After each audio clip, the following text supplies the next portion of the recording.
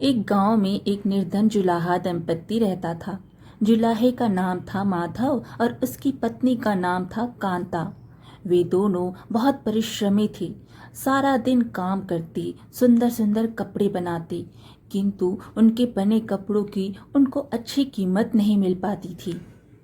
फिर भी जो मिलता वे उसी में संतुष्ट रहते और एक टूटी फूटी झोपड़ी में रहकर अपना जीवन व्यतीत कर रहे थे। वे बहुत संतोषी स्वभाव के थे। वह दोनों भगवान श्री कृष्ण के अनन्य भक्त थे। दिन भर के परिश्रम के बाद जो भी समय मिलता उसे वे दोनों भगवान के भजन कीर्तन में बिता देते। माधव के पास एक तानपुरा और एक खड़ताल थी। जब वह दोनों मिलकर भजन गाते तो माधव तानपुरा बजाता और उसकी पत्नी खड़ताल। फिर तो दोनों भगवान के भजन में ऐसा डूब जाते कि उनको अपनी भूख प्यास की चिंता भी नहीं रहती। उन्होंने अपनी दीनहीन अवस्था के लिए कभी भगवान को कोई उलाहना नहीं दिया और अपने इसी जीवन में प्रसन्न थे। लेकिन एक दुख उनको सदा सताता रहता कि उनके कोई संतान नहीं थी। इसको लेकर वह सदा चिंतित रहा करते थे। चिंता तो थी, फिर भी दोनों सदा भगवान की भक्ति में मगन रहते। इसको भी इन्होंने भगवान की लीला समझकर स्वीकार कर लिया और निष्काम भाव से श्री कृष्ण भक्ति लीन रहे। जब उनकी आयु अधिक होने लगी तो एक दिन कांता ने माधव से कहा कि हमारी कोई संतान नहीं है। कहते हैं कि संतान के बिना मुक्ति प्राप्त नहीं होती। अब हमारी आयु भी अधिक हो चली है, ना जाने कब बुलावा आ जाए। मरने के बाद हमारी चिता को अग्नि कौन देगा?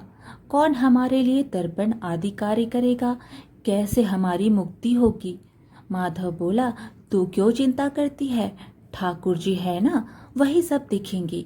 माधव ने यह बात कह तो दी, किंतु वह भी चिंता में डूब गया। तभी उसके मन में एक विचार आया। वह नगर गया और श्री कृष्ण के बाल रूप की एक मूर्ति ले आया। घर आकर बोला, अब तुझे चिंता करने की कोई आवश्यकता नहीं है। मैं यह बाल गोपाल लेकर आया हूँ। अब से यही हमारे पुत्र हैं। अगर हम संतानहीन हैं तो यह भी इन्हीं की इच्छा है। हम इनको ही अपने पुत्र की समान प्रेम करेंगे। यही हमारे पुत्र का दायित्व पूर्ण करेंगे। माधव बोला। माधव की यह बात सुनकर कांता अत्यंत प्रसन्न हुई। उसने बाल गोपाल को लेकर अपने हृदय से लगा लिया और बोली, आप बिल्कुल ठीक कह रहे हैं। आज से यही हमारा लल्ला है। तत्पश्चात दोनों पति पत्नी ने घर का एक कोना साफ कर वहां उनके लिए एक बैठने का स्थान बनाया और एक चौकी लगाकर उस पर बाल गोपाल जी को विराजित कर दिया। उस दिन से जुलाहा दंपत्ति का नियम हो गया। वह प्रतिदिन बाल गोपाल को स्नान कराते, उनको धूले वस्त्र पहनाते, अपने पुत्र की तरह उनको लाड लडाते, उन्हीं के सामने बैठकर भजन कीर्तन करते और वहीं सो जाते थे। वो दोनों अपने हाथों से बाल गोपाल के लिए सुंदर वस्त्र बनाकर उनको पहनाते, उनको खाना खिलाते, उनको झूला झुलाते और रात को उनको सुलाकर ही स्वयं सोते थे। इन सब में उनको बड़ा आनंद आता। धीरे धीरे दोनों बाल गोपाल को अपनी संतान के समान ही प्रेम करने लगे। बाल कृष्णा अब उनके परिवार का हिस्सा बन गए थे। कांता का नियम था कि वह रोज पहले अपने हाथों से अपने लल्ला को भोजन कराती, तब स्वयं भोजन करती थी। लल्ला को भोजन कराते समय उनको ऐसा प्रतीत होता जैसे वह अपने पुत्र को ही भोजन करा रही हो। उन दोनों के निश्चल प्रेम को देखकर करुणा निधान भगवान अत्यंत प्रसन्न हुए और उन्होंने अदृश्य रूप में आकर स्वयं भोजन खाना आरंभ कर दिया। कांता जब प्रेम पूर्वक बाल गोपाल को भोजन कराती तो भगवान को प्रतीत होता मानो वह अपनी माँ के हाथों से भोजन कर रहे हो। उनको कांता के हाथ से प्रेम पूर्वक मिलने वाले हर कौर में माँ का प्रेम प्राप्त होता था। भगवान श्री कृष्ण स्वयं माँ की उस प्रेम लीला के वशीभूत हो गए, किंतु कांता कभी नहीं जान पाई कि स्वयं बाल गोपाल उनके हाथ से भोजन करते हैं। एक दिन कार्य बहुत अधिक होने के कारण कांता बाल गोपाल को भोजन कराना भूल गई। गर्मी का समय था। भरी दोपहरी में दोनों पति पत्नी कार्य करते करते थक गए और बिना भोजन किए ही सो गए। उनको सोए हुए कुछ ही देर हुई थी कि उनको एक आवाज़ सुनाई दी। मैया, बाबा, मुझको भूख लगी है। दोनों हड़बड़ा कर उठ गए। चारों ओर देखा, आवाज़ कहाँ से आई, किंतु कुछ दिखाई नहीं दिया। तभी अचानक कांता को याद आया कि आज उसने अपने लल्ला को भोजन नहीं कराया है। वह हड़बड़ा कर उठी और दौड़कर लल्ला के पास पहुंची तो देखा कि बाल गोपाल का मुख कुम्हलाया हुआ है। इतना देखते ही दोनों पति पत्नी वही उनके चरणों में गिर पड़े। दोनों की आंखों से आंसुओं की धार बह निकली। कांता तुरंत भोजन लेकर आई और ना जाने कैसा प्रेम उमड़ा कि उसने लल्ला को उठाकर अपनी गोद में बिठा लिया और भोजन कराने लगी। दोनों पति पत्नी रोते जा रहे थे और लल्ला को भोजन कराते जा रहे थे। साथ ही बार बार उनसे अपने द्वारा हुए अपराध के लिए क्षमा मांगते जा रहे थे। ऐसा प्रगाढ़ प्रेम देखकर भगवान अत्यंत द्रवित हुए और अंतर्यामी भगवान श्री हरि साक्षात रूप में प्रकट हो गए। इतना सुनते ही दोनों भगवान के चरणों में गिर पड़े और बोले, दया निधान, आप हमसे प्रसन्न हैं और स्वयं हमारे सम्मुख उपस्थित हैं। इसी से हमारा जीवन धन्य हो गया। इससे अधिक हमें और क्या चाहिए? इससे अधिक किसी भी वस्तु का भला क्या महत्व हो सकता है? आपकी कृपा हम पर बनी रहे, बस इतनी कृपा करना। श्री हरि बोले, यदि तुम चाहो तो मैं तुम्हारे जीवन में संतान के अभाव को समाप्त कर तुम्हें एक सुंदर संतान प्रदान करूं। यह सुनते ही माधव और कांता एकदम व्याकुल होकर बोले, नहीं भगवान, हमको संतान नहीं चाहिए।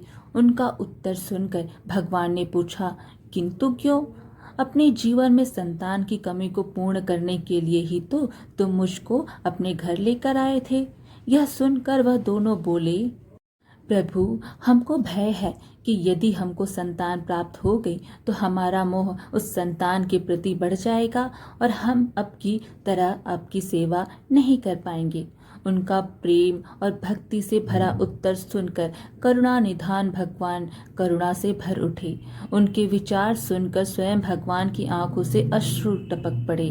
वह बोले, हे मैया, हे बाबा, मैं यहाँ आया तो था आपके ऋण को उतारने के लिए, किंतु आपने तो मुझको सदा सदा के लिए अपना ऋणी बना लिया।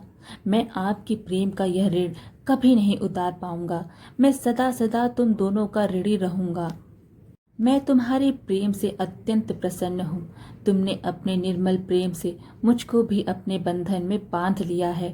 मैं तुम्हें वचन देता हूँ कि आज से मैं तुम्हारे पुत्र के रूप में तुम्हारे समस्त कार्य पूर्ण करूँगा। तुम्हें कभी संतान का अभाव नहीं होने दूंगा। तुम ये तो जानते ही हो कि मेरा वचन कभी असत्य नहीं होता। ऐसा कहकर भक्तवत्सल भगवान बाल गोपाल की प्रतिमा में विलीन हो गए। उस दिन से माधव और कांता का जीवन बिल्कुल ही बदल गया। उन्होंने सारा काम धंधा छोड़ दिया और सारा दिन बाल गोपाल के भजन कीर्तन और उनकी सेवा में व्यतीत करने लगे। भजन करते हुए उनको न भूख सताती न प्यास लगती थी। उन्होंने सभी प्रकार की इच्छाओं का पूर्ण रूप से त्याग कर दिया। अब माधव कभी कोई कार्य करता तो केवल अपने बाल गोपाल के लिए सुंदर सुंदर वस्त्र बनाने का। उनके सामने जब भी कोई परेशानी आती, बाल गोपाल ही एक बालक के रूप में उपस्थित हो जाते और उनके समस्त कार्य पूर्ण कर देते। वह दंपत्ति और बालक गांव भर में चर्चा का विषय बन गए, किंतु गांव में कोई भी यह नहीं जान पाया कि वह बालक कौन है, कहाँ से आता है और कहाँ चला जाता है। धीरे धीरे समय बीतने लगा। अब जुलाहे दंपत्ति बूढ़े हो चले थे, किंतु भगवान की कृपा उन पर बनी रही। अब दोनों की आयु पूर्ण होने का समय आ चला था। भगवत प्रेरणा से उनको यह ज्ञात हो गया कि अब उनका समय पूरा होने वाला है। इसी के चलते एक दिन दोनों ने भगवान को पुकारा। ठाकुर जी तुरंत प्रकट हो गए और उनसे उनकी इच्छा जाननी चाहिए। दोनों भक्त दंपत्ति भगवान के चरणों में प्रणाम करके बोले, हे प्रभु, हमने अपने पूरे जीवन में आपसे कभी कुछ नहीं मांगा, किंतु अब जीवन का अंतिम समय आ गया है, इसलिए आपसे कुछ मांगना चाहते हैं। भगवान बोले, निसंकोच होकर अपनी कोई भी इच्छा कहो, मैं वचन देता हूँ कि तुम्हारी प्रत्येक इच्छा को पूर्ण करूँगा। तब बाल गोपाल के अगाध प्रेम में डूबे उस वृद्ध दंपत्ति बोले, हे नाथ, हमने अपने पुत्र के रूप में आपको देखा है, आपने भी पुत्र के समान ही हमारी सेवा की है। अब वह समय आ गया है कि जिसके लिए कोई भी माता पिता पुत्र की कामना करते हैं। हे दीन बंधु, हमारी इच्छा है कि हम दोनों पति पत्नी के प्राण एक साथ निकले।